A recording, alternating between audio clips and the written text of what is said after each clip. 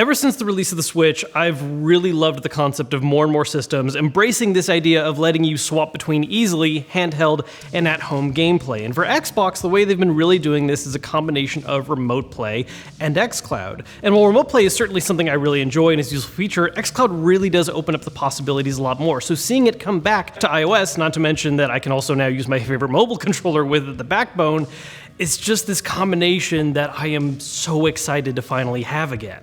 So to begin with, to get this whole thing up and running, you need to go to the website, xbox.com/play. And what's interesting about this is how it intentionally wants you to basically set up a web app version of the website. Because you go to the page, you log in, and you get the full interface and everything. But as soon as you try to start playing a game, it just gives you the option to get ready to play rather than play.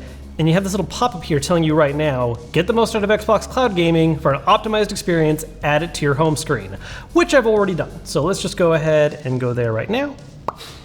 Opening it. I was playing earlier, so it's wondering why I disconnected. Whoops.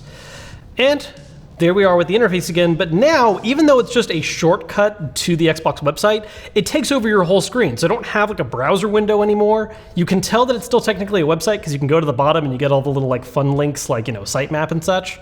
And then it recommends that you save that website as a shortcut to your home screen that you can then launch. And from there on, it basically works exactly like an app would, and even works with controller inputs so you're not relying on doing touchscreen controls alone. And I will say, my experience so far, the backbone has sometimes worked and sometimes hasn't worked with this interface. I'm not sure what causes it to like snap on and off sometimes. Right now it's on though, so that's good. Let's start with Forza Horizon 4. This is one of the games that has worked a little better for me on average. The experience with Cloud Play absolutely is something that varies from game to game. Certain games that are more intense, games that have maybe more effects and things going on, tend to have a few more problems. I think it has also something to do with just how the game is optimized. In general, Forza Horizon 4 is one of the prettier games that I've had a consistently really good experience with. So far, so good. We're getting a pretty consistent frame rate. I'm not seeing any major drops. You can definitely tell that the video is a little compressed because of, the fact that we're stream playing it, but it still looks really good, especially considering the screen size of my phone. Looks really nice. Controls, I'm feeling a little bit of input delay. I'll test this a little more in another game because I feel like the using the left and right stick in first-person view games is a really easy way to check delay. Oh, whoa, there's a major drop. I just lost some internet. Hoo boy.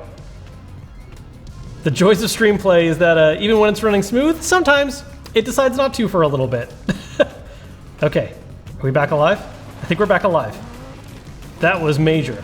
So, as I like to say every time I talk about stream play videos, I definitely don't recommend trying to do anything massively competitive in stream playing right now. For instance, I'm not going to try and actually race people online because if that happened in an actual match, whew, not pretty.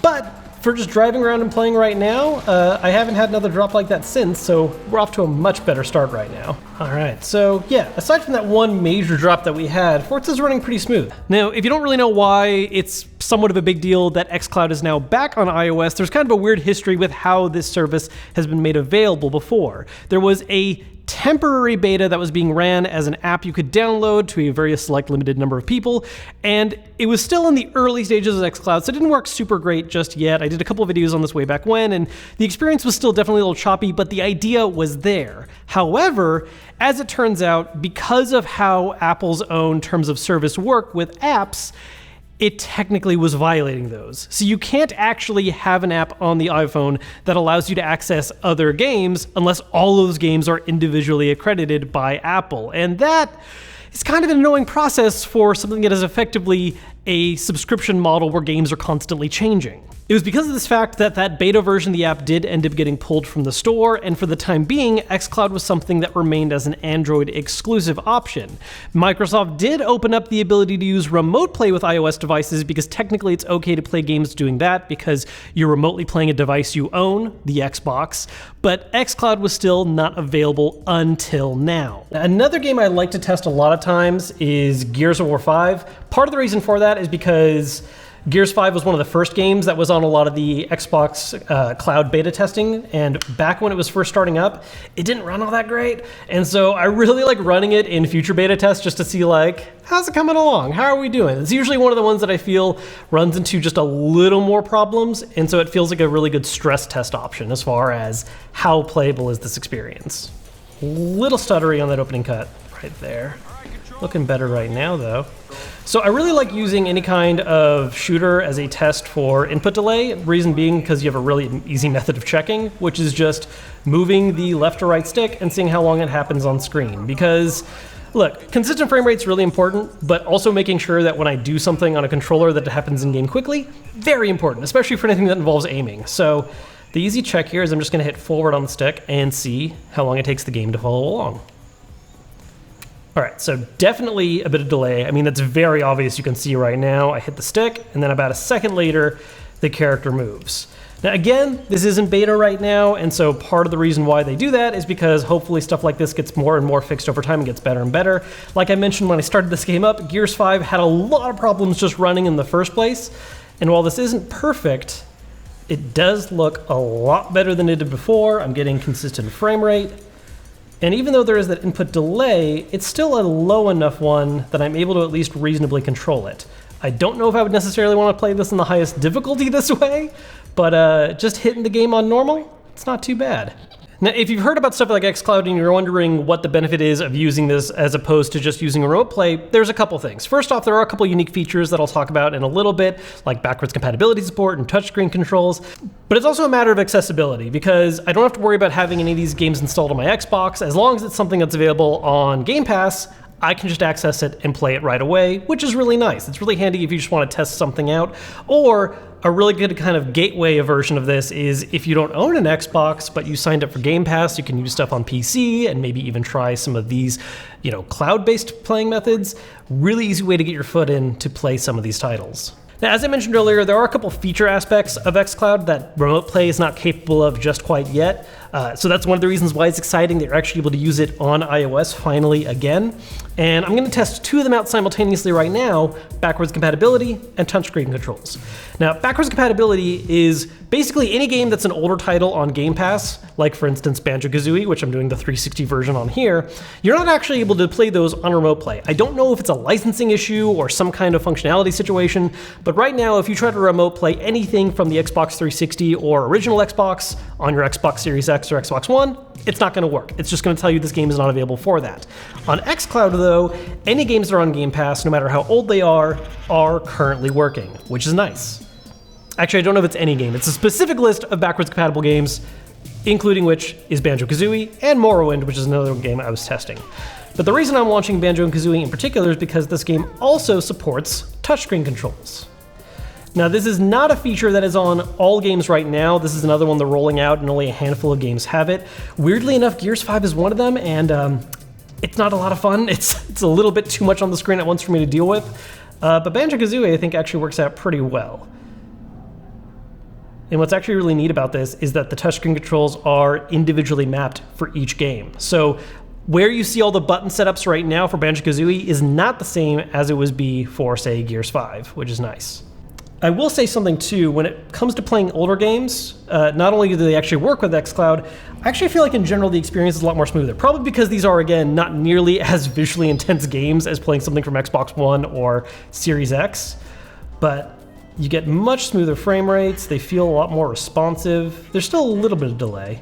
Now, I will be honest, touchscreen controls, not a thing I actually see myself really using a whole lot. I definitely prefer using a controller when it's an option. But that's the thing, I don't always have a controller with me. Even with the Backbone, there's gonna be times where I forget to bring it along, or I'm not gonna put it in a bag, whatever. I'm not always gonna have that on hand. So I appreciate the option of touchscreen controls, especially when it seems like they've been uniquely mapped for each game.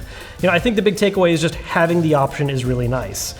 This is in fact one of the things that I kind of praised about PlayStation's remote play versus Xbox's, is that while they are pickier about what controllers you can use, no matter what, you always have touchscreen at least as a default option if you don't have a controller on hand. Xbox, you didn't have that before, and you still technically don't on remote play or on all xCloud games, but the assumption right now is that this is a feature that is being tested and eventually will make its way out to more titles. Now, I know I've been mostly talking about my experiences of playing this beta on iPhone. However, the beta has opened up to other platforms as well, because again, the main way this is being accomplished is via browser. So it does also work with things like the iPad or even playing on a PC.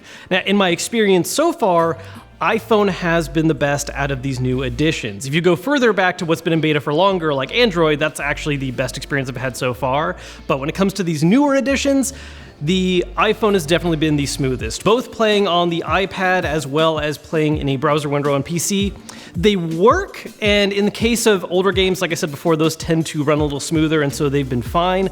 But anytime I play a more recent game, I just end up running into lots of stuttering. It's not necessarily completely unplayable, but it is just a bit rougher around the edges than the phone version is. More than likely because of the larger screen size, it's trying to push better resolutions.